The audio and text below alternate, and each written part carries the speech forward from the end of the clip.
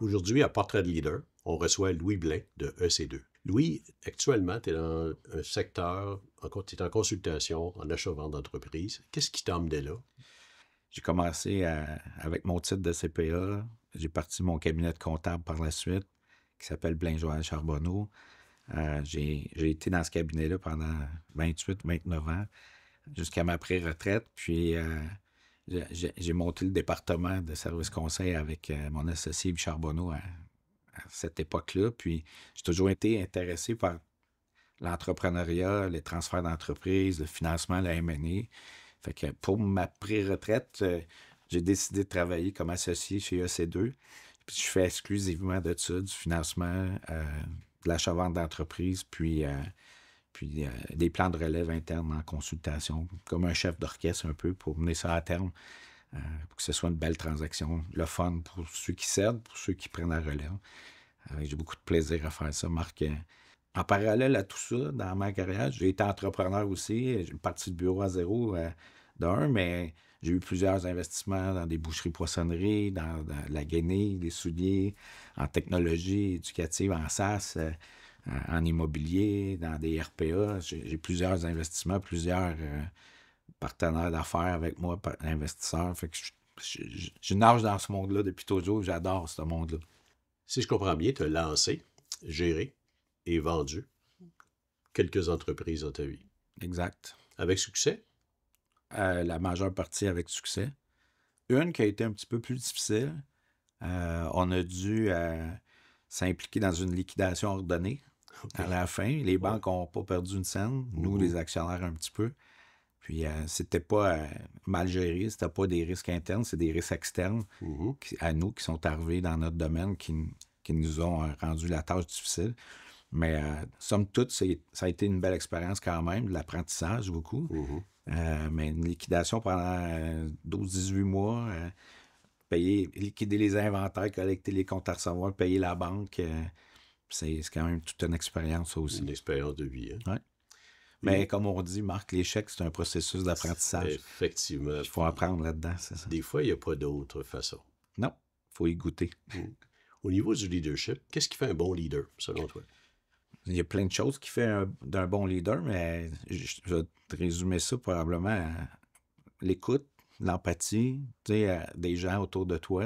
Un bon leader s'entoure de meilleurs que soi Mhm. aussi. Tu sais, tu peux pas penser que le leadership, c'est une personne en soi. C'est une équipe, c'est une culture d'entreprise. Quand les visions, la mission de l'entreprise sont très claires, je te dirais à la base, tu sais, un leader, il y a différentes façons d'être leader d'abord. Là, tu sais, un leader communicationnel, c'est quelqu'un qui parle bien, qui est capable Mhm. d'influencer par sa communication, amener l'équipe à penser comme lui, à tirer l'équipe vers sa vision. Mais après, il peut pas être seul à amener tout ça. Là. Il y a un leadership d'équipe. Il y en a d'autres, il faut qu'ils prennent la place, puis qui s'impliquent aussi dans ce leadership-là. Puis c'est là que ça devient la culture de l'entreprise, selon moi. C'est une culture forte mettons, entrepreneuriale. Ben, on va recruter des gens entrepreneuriales. Tu peux avoir une entreprise où que le grand patron il est tout le temps négatif. Ben, il va recruter des gens négatifs. Tu vas avoir une ambiance négative. Moi, j'ai le bonheur facile. Je recrute des gens avec du bonheur, puis on travaille dans le bonheur. Puis ça fait des cultures d'entreprise fortes. Puis par soi, on dirait que le leadership d'équipe fait en sorte que les gens qui ne fitent pas là-dedans ben, vont s'en aller. Puis les gens qui sont bien là-dedans vont se joindre à l'équipe. Puis c'est ça qui fait un leadership fort. Tu as différents styles de leadership aussi. Tu as du leadership par l'exemple. C'est des gens qui travaillent très fort. Ils vont tirer les autres à travailler très fort pour le suivre, pour l'aider. Ça fait qu'il y a du leadership aussi d'intelligence, je vais appeler. Mhm. Des gens très techniques là, qui connaissent leur Mhm. domaine sur le bout des doigts vont attirer d'autres gens comme eux. Puis techniquement, ils vont être très forts dans cette entreprise-là, puis ils vont réussir à dépasser des fois les attentes du marché à cause de ça. Fait qu'il y a différents styles de leadership. Peut-être une petite anecdote. Le leadership, ça s'apprend. Tu sais, il y a des gens qui pensent qu'ils l'ont pas naturel, Mhm. puisqu'il y en a qui l'ont naturel, d'autres moins.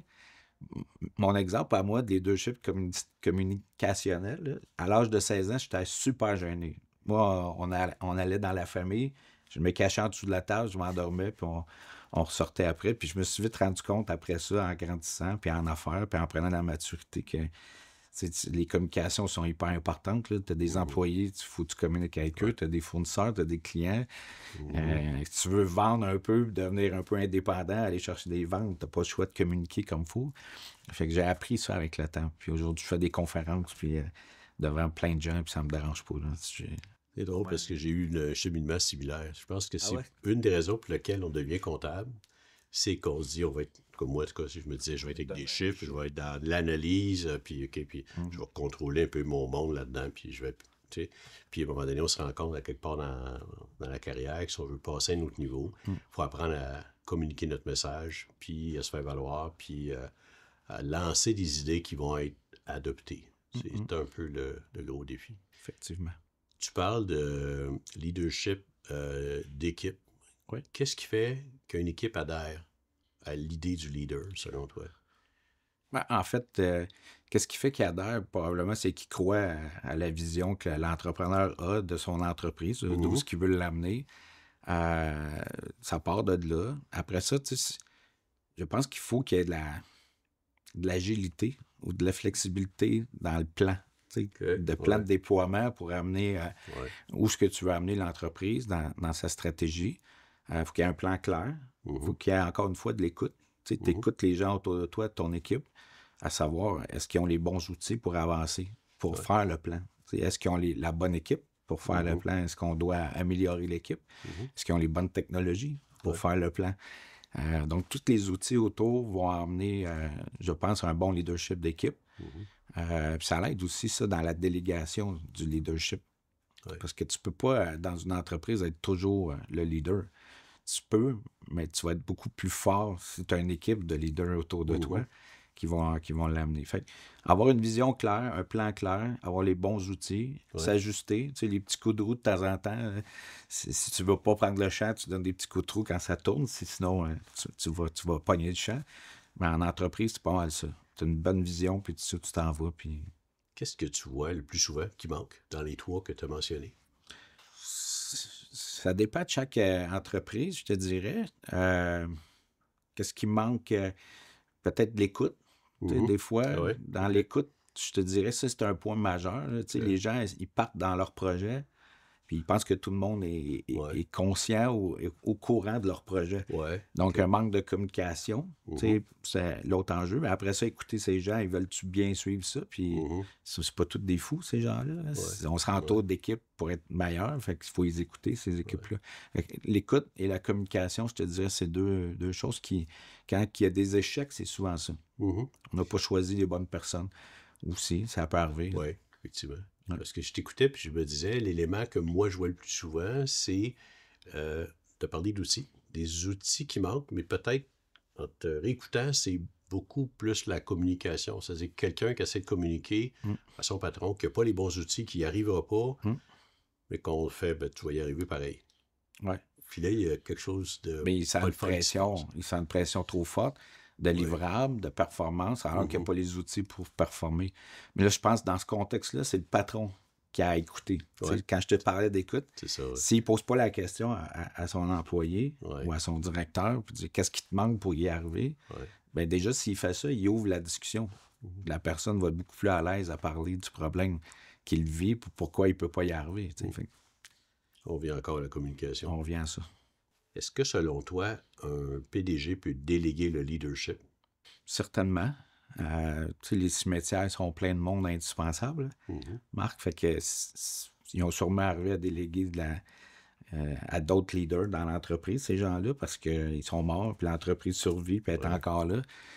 Fait que oui, ça se délègue du leadership. Il faut choisir les bonnes personnes, il faut choisir le bon moment pour le faire, selon moi.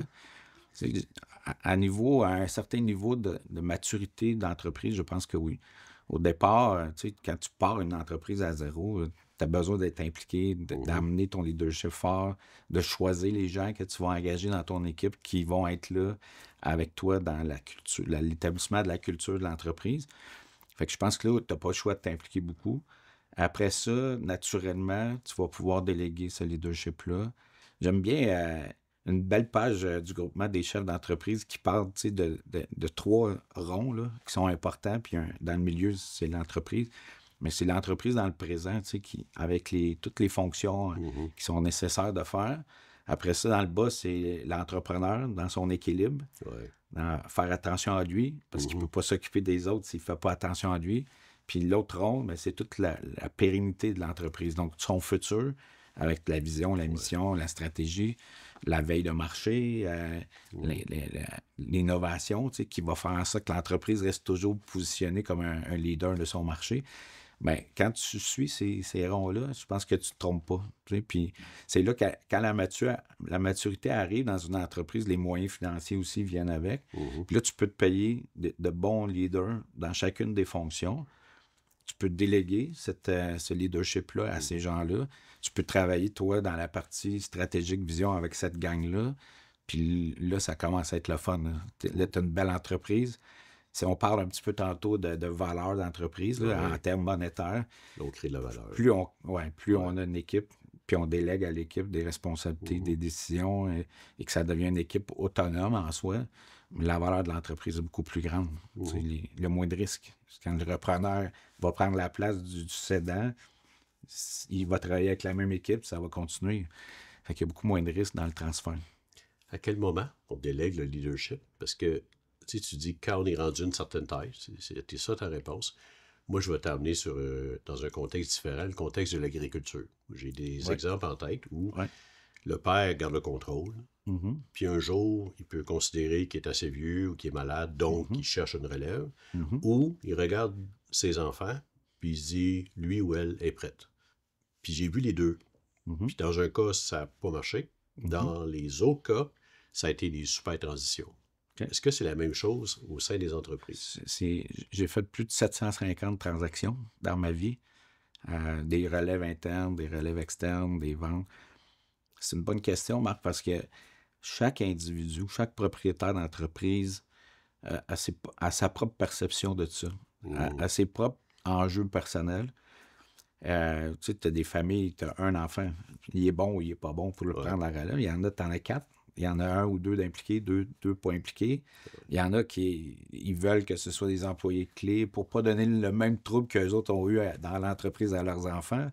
Je pense que chaque cédant doit s'auto-évaluer sur le bon moment pour le faire. Il y en a que ça va être à 55, Liberté 55 qu'on parlait tantôt. Il y en a d'autres qui veulent travailler jusqu'à 75, 80 puis avoir du plaisir. Ils pourraient plus vite prendre la décision de céder ce leadership-là ou ce pouvoir-là. Mais encore une fois, c'est propre à chacun. Je pense qu'il y en a de toutes les sortes. J'ai vu des belles réussites de transfert, majoritairement, parce qu'on parle toujours des cas qui vont pas bien, mais majoritairement, c'est des belles réussites. Il y a eu des cas catastrophiques aussi, qui se sont mal déroulés, de plans de relève interne, puis de plans de relève familial. Parce que différentes raisons, mais encore une fois, l'écoute, la communication, la transparence dans des processus comme ça sont hyper importants. Quand ça va bien, pourquoi ça va bien? Tu sais, si tu regardes les lignes, c'est le fun de dire... Un bon plan de relève, quand ça va bien, là, j'avais un associé dans mon cabinet qui me disait, quand on prend un dossier, là, le premier 15% du temps, ça devrait être à planifier. Okay. Si on planifie bien, on va sauver sur le 85% de temps d'exécution. Si on part mal, ça ne prendra pas 100% du temps, ou on prend 1% au lieu de 15% pour planifier, ben, ça ne va pas prendre 100%, ça va prendre 150% du temps parce qu'on l'a mal planifié. En cas de relève, interne ou externe, c'est la même affaire. Plus on prend le temps pour planifier d'avance ce qu'on va vouloir faire avec l'entreprise, plus on a de chances de réussite, plus on a de chances qu'il y ait moins d'émotions, que ce soit plus préparé, mieux communiqué, mieux apporté. Plus il y a de chances qu'on trouve les bons releveurs, plus il y a de chances que ça aille bien, qu'on ait la meilleure valeur, encore une fois. Donc, c'est un processus. C'est un processus. De plusieurs mois. C'est rigoureux, c'est plusieurs mois, plusieurs étapes. Okay. Quand ça marche, souvent aussi, c'est parce que les gens se font bien accompagner. Ouais. Tu sais, tu parlais du marché de l'agriculture, mais mettons, j'ai un vendeur, qui est une entreprise qui est dans l'agriculture, qui... Je sais pas, moi, il fait des patates. Il fabrique ses patates, puis il les transforme, puis il les emballe, puis il les vend. Mais, tu sais, il connaît ça. Ça, il a fait ça toute sa vie. Mais vendre une entreprise, il n'a jamais fait ça de sa vie. Ouais. Il va le faire une fois dans sa vie. Fait qu'il n'a pas l'habitude comme quelqu'un qui en a fait 1000. Là, fait que c'est sûr qu'il a besoin d'être aidé, d'être accompagné. Il y a beaucoup de psychologie. C'est pas juste des chiffres, là, un transfert d'entreprise. C'est pas juste du légal. Il y a beaucoup d'humains. Là. Les plus grands cas d'échec, c'est des cas d'humains. C'est des humains qui se parlent plus, qui ont été mal choisis. Ouais. Trouver un financement, c'est facile. Faire un deal, arriver à négocier une valeur, c'est assez facile. Malgré que dans l'entreprise familiale, c'est pas toujours. Ça peut être compliqué. C'est moins facile parce qu'il y a de l'émotion, puis tu veux pas. L'enfant veut pas challenger le parent sur le fait de la valeur. Il se fie beaucoup à ce que le parent, c'est son père ou sa mère. Il viendra pas tromper l'enfant. Il va être juste et raisonnable. Mais fait que c'est beaucoup ça. Combien d'heures un leader doit-il travailler pour atteindre ses objectifs? C'est une très bonne question. Est-ce qu'il y a un chiffre? Est-ce qu'il y a un maximum? Il n'y a pas de chiffre. Il n'y a pas de chiffre. Il n'y a pas un minimum, pas un maximum. Je te parlais tantôt de maturité d'entreprise. Une jeune entreprise en démarrage, je pense qu'il y a un effort à mettre au départ pour créer une structure assez forte en soi pour qu'elle devienne autonome, l'entreprise. Par la suite, quand elle arrive à maturité, ou elle est en croissance, puis qu'on a les moyens de se payer une équipe, là, je pense que ça change drôlement la façon de penser les heures à investir dans l'entreprise. J'ai vu des belles entreprises avec des fortes croissances, puis l'entrepreneur, au départ, avait mis 50, 55, 60 heures semaine, puis l'entreprise roulait maintenant avec une croissance soutenue de 10-15% avec 20 heures semaine. Fait que, c'est propre à chacun, selon la maturité de l'entreprise, selon ses choix personnels. Il y a des entrepreneurs qui gèrent des entreprises avec 5-6 heures par semaine. Puis si tu fais le parallèle avec la grande entreprise, des multinationales publiques, ben, ils nomment des gens qui payent pour gérer l'entreprise. Ouais. Donc, tu vas mettre 1 heure, 2 heures par année, analyser ton placement dans cette entreprise-là. Fait qu'à l'extrémité, tu as ça. Fait que je pense que c'est propre à chacun. Ça reste toujours que la notion d'effort paye. Hein? Tu travailles fort, tu as une récompense. Si tu travailles moins fort, tu en as peut-être un peu moins. Mais après que tu as fait l'effort de créer quelque chose qui roule tout seul en soi, là, tu peux ralentir, tu peux en profiter un peu plus, jusqu'à temps que tu aies un autre défi. Parce que ça, c'est l'autre affaire. C'est que tu as peut-être le goût d'en refaire encore 55-60, mais dans d'autres choses. Fait que là, tu peux partir sur un autre projet ou un autre projet de croissance pour ton entreprise, un investissement important, construire ta bâtisse, ton usine, acheter un compétiteur, puis là, tu réinvestis du temps, puis là, tu intègres le compétiteur, tu consolides un peu dans ton marché. Fait que là, tu as encore des efforts à mettre. La notion d'heure, pour moi, c'est pas tant important en termes de quantité, c'est plus la qualité des heures que tu mets, que tu investis. J'ai déjà eu des très bons employés qui faisaient 35 heures semaine, c'était le minimum, mais ils étaient super performants. Puis j'en avais d'autres qui en faisaient 60, puis ils faisaient pas plus que le 35. Fait que c'est bien relatif à chaque situation. Mais il y en a, pendant le temps qu'ils ont leurs enfants, ils veulent en faire un peu moins. Il y en a, ils arrivent, ils ont plus de liberté, ils veulent en faire un peu plus. Il y en a que c'est l'inverse. Pendant qu'ils ont leurs enfants jeunes, ils en font plus pour être mieux après. C'est propre à chacun, je pense, mais il faut respecter les choix de chacun, mais toujours penser qu'à 1 heure, ça doit être productif. Tu l'investis. Si tu as pris la peine d'être en affaires ou si tu es un poste de direction, ben, tu as une responsabilité. Tu as des familles qui mangent là, parce que tu payes à toi semaine. Donc, malheur de façon performante. Dépense pas du temps pour dépenser du temps. Il y a quelqu'un qui m'a déjà dit du temps, ça revient pas. Clairement. C'est perdu à tout jamais. Plus le temps avance, moins tu en as devant toi. Tu parles de heures productives. C'est quoi une heure productive pour un leader? Moi, j'ai des leaders qui font 15 heures semaine, 15-20 heures, sauf quand il arrive quelque chose, puis là, ils mettent toute l'énergie nécessaire pour régler le problème ou pour une acquisition, un truc comme ça. Puis j'en ai qui font 60, 70 heures, 80 heures occasionnellement. Eux, ils diraient qu'ils sont productifs. C'est quoi une heure productive? Ben, selon moi, ils sont. Parce qu'ils jugent qu'ils ont besoin de mettre ce 75 heures-là semaine pour générer quelque chose. Pour générer une croissance dans leur entreprise par une acquisition, pour remplacer temporairement une ressource qu'ils ont perdue à l'interne, qui était importante, qui était stratégique. Tu vas aller remplacer plus ton poste actuel. Si tu faisais 25 puis elle en faisait 40, tu vas en faire 65 pendant un bout. Ou tu vas répartir son travail sur d'autres pour encore plus peut-être déléguer, puis donner des défis à certains que tu voudrais voir promouvoir peut-être au poste de la personne qui est partie. Fait que tu sais, la notion d'heure, encore une fois, une heure productive, pour moi, c'est une heure à régler un problème pour pas que ça s'accumule. Si tu t'attends, puis la tablette des problèmes monte, c'est là que c'est ton psychologique, là. C'est la portion du bas, l'équilibre mental qui va prendre la barre. Parce que t'en as trop, tu vois plus le bout. Fait que là, tu seras plus un bon entrepreneur. Tu sais. Fait que il faut garder cet équilibre-là, régler les problèmes au fur et à mesure avec le temps que ça prend. Puis, ou sinon, engager des gens qui peuvent t'aider pour le faire. La délégation devient super importante. Quel est le marché d'achat-vente d'entreprises actuellement au Québec? J'ai vu beaucoup de chiffres où on dit qu'il y a des tonnes d'entreprises à vendre. Il n'y aura pas suffisamment de repreneurs. C'est quoi la réalité? C'est une bonne question. J'ai fait une conférence récemment aux gouvernants, aux gens des conseils d'administration de Desjardins Capital, qui a investi dans plus de 750 entreprises au Québec en capital action. Fait que c'est quand même important. Parce que cette conférence-là me préparait, c'était une de mes questions, ça que j'avais. Puis j'ai été lire, il y a une belle étude au CETEC, au Centre de transfert d'entreprises du Québec. Ils ont une division qui s'appelle l'ORTEC, c'est l'organisme de recherche.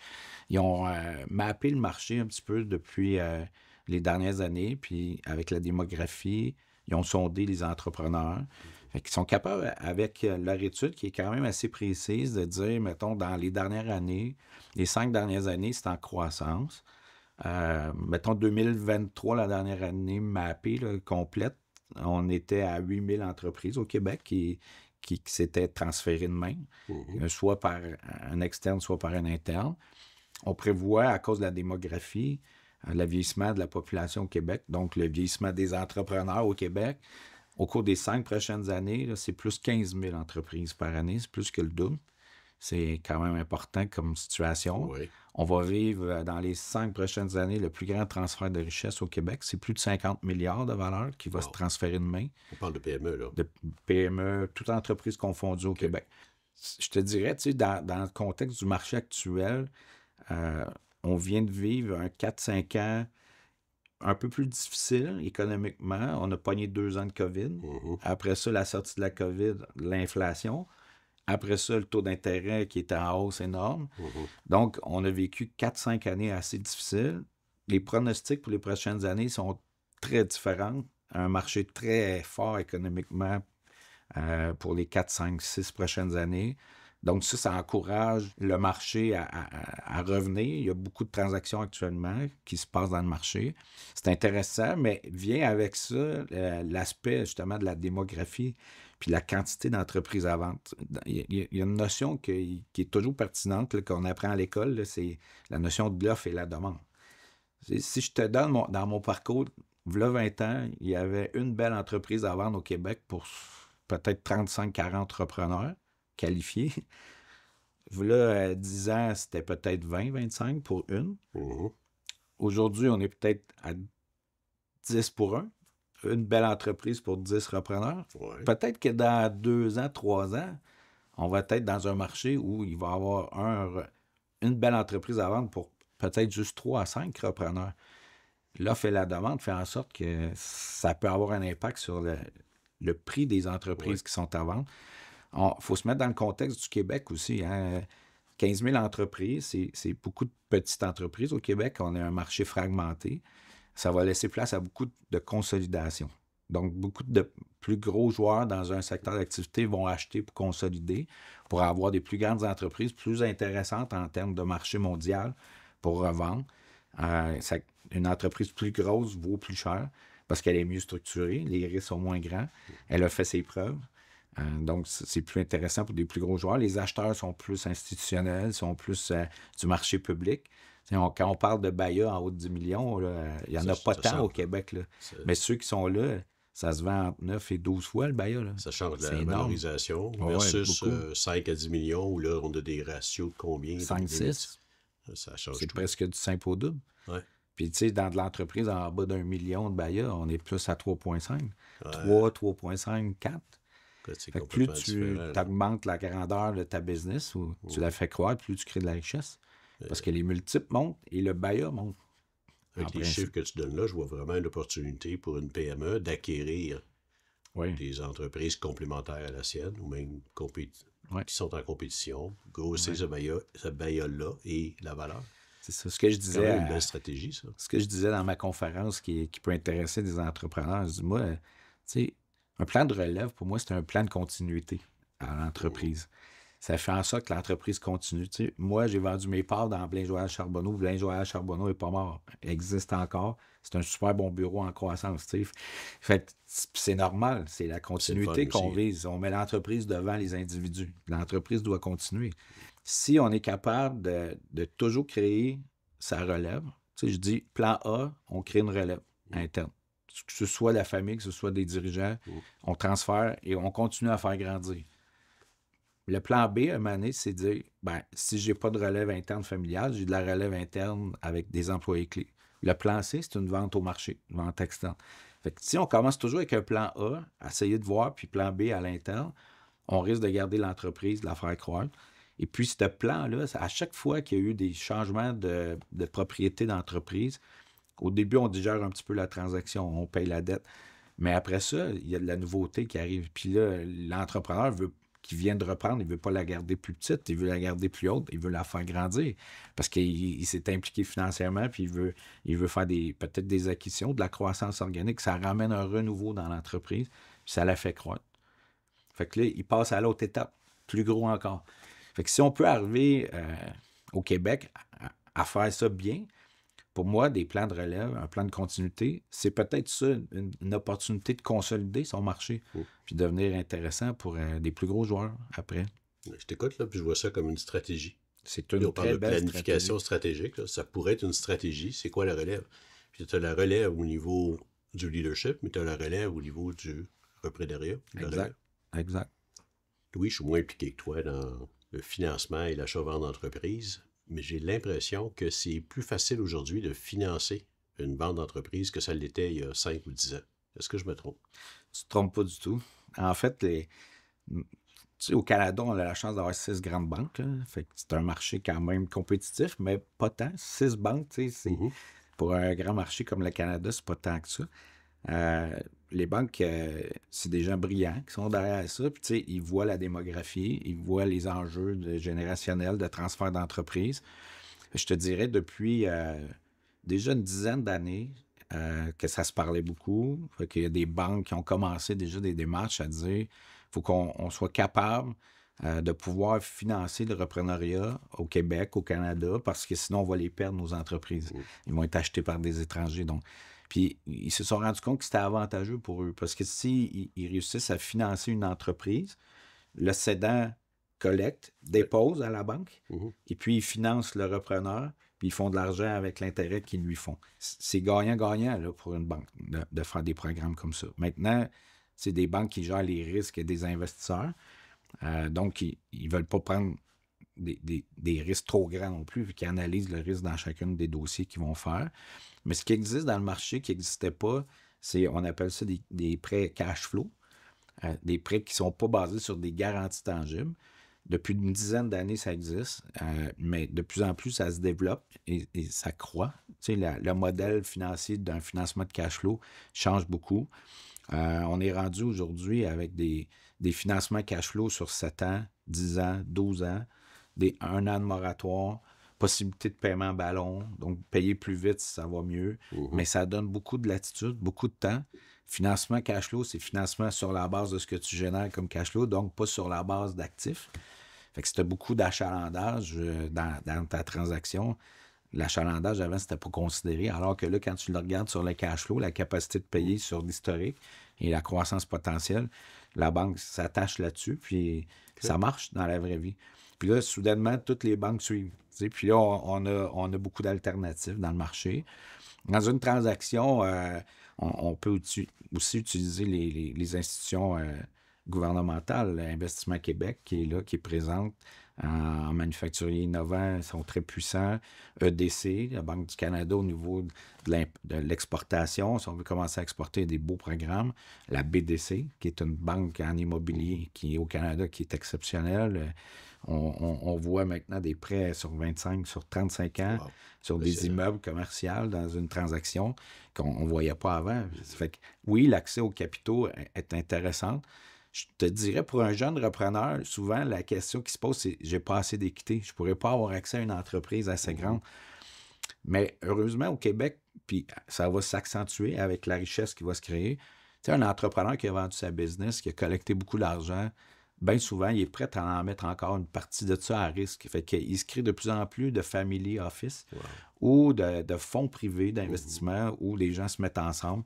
Je pourrais nommer Angus Capital, Namacor, je pourrais nommer W Investment, Champlain Capital, qui sont tous des fonds privés qui aident un entrepreneur, repreneur, opérateur.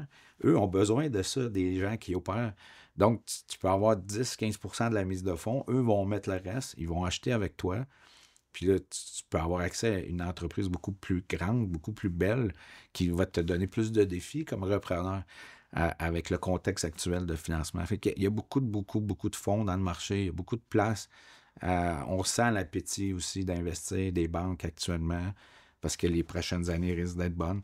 On est en fin de cycle économique difficile. Ceux qui avaient à fermer ou ceux qui avaient à avoir des difficultés, ils sont en difficulté. Mais on sent que c'est positif pour les prochaines années. Depuis 5 à 10 ans, ça a changé vraiment. Ça a changé drastiquement.